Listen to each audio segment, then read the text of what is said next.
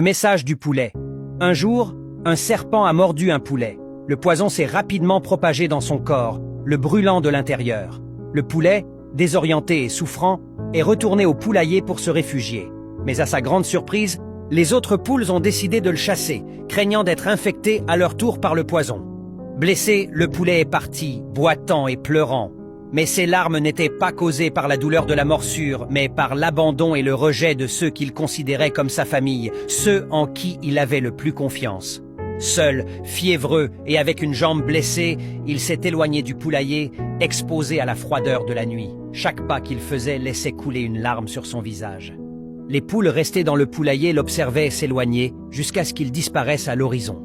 Certaines murmuraient « Laisse-le partir, il mourra loin d'ici ». Quand le poulet a disparu de leur vue, tous étaient convaincus qu'il ne survivrait pas. Quelques-uns regardaient même le ciel, attendant de voir des corbeaux survoler sa dépouille. Le temps passa. Un jour, un colibri arriva au poulailler avec une nouvelle surprenante. « Votre sœur est vivante. Elle s'est réfugiée dans une grotte lointaine. Elle a survécu, mais elle a perdu une jambe à cause de la morsure. Elle lutte pour trouver de quoi se nourrir et a besoin de votre aide. » Un silence gênant envahit le poulailler.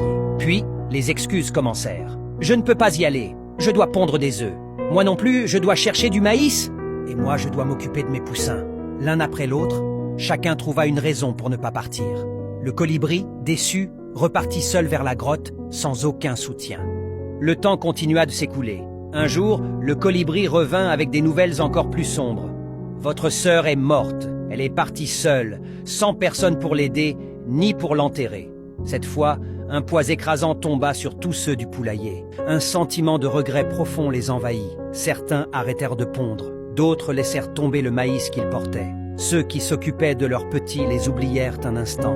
Le remords brûlait plus fort que n'importe quel poison. « Pourquoi n'avons-nous rien fait plus tôt ?» se demandaient-ils avec amertume. Pris de désespoir, ils décidèrent tous de partir pour la grotte, peu importe la distance ou l'effort. Mais il était déjà trop tard.